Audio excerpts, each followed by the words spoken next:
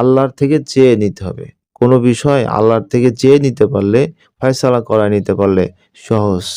আর কোনো বিষয় আসমানে ঝুলন্ত অবস্থায় থাকলে, আসমান থেকে পাস না হলে, বাজেট না হলে, দুনিয়ায় ভাই যত টানাটানি করেন, যত হেঁচড়াহেঁচড়ি করেন, ঠেলাঠেলি করেন, লাভ নাই, কাজ হবে না। আসমান থেকে যদি আল্লাহ ব্রেক মেরে দেয়, জমিন আপনি ঠেইলা কতদূর যাইতে পারবেন? মোটেও যাইতে পারবেন না বরঞ্চ। হুম?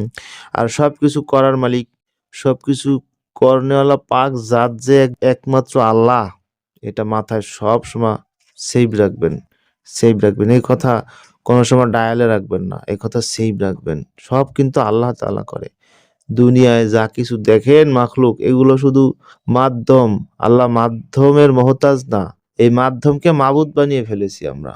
চাকরি থেকে বেতন হয়, গরু থেকে দুধ হয়, এই থেকে সেই হয়। আরে ভাই, কিচ্ছু থেকে কিছু হয় না। সবকিছু আসমান থেকে পাস হয়, আসমান থেকে বাজেট হয়, আসমান থেকে নাজিল হয়। এটা একটা মাধ্যম মাত্র। এখানেই মুমিন আর নাস্তিকের পরীক্ষা। নাস্তিক এটাকেই মাবুদ মনে করে বসে থাকে। আর খাঁটি মুমিন সে আল্লাহ তাআলা যেই দিচ্ছে এটা সে বিশ্বাস করে। আর ফাসেকরা, তারা নাস্তিকদের মতো ওরকম বিশ্বাসের কাছাকাছি চলে যায়।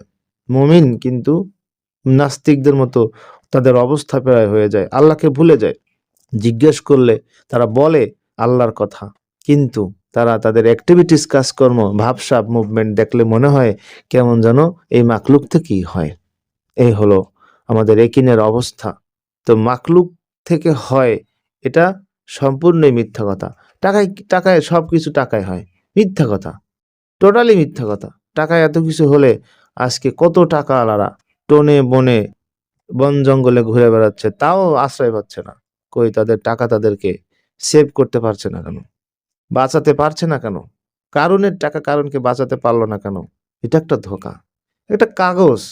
এর কি ক্ষমতা আছে? এ কি খোদা? একে খোদা বানিয়ে বসেছি আমরা। এটা একটা মাখলুক, এটা কাগজের একটা নোট।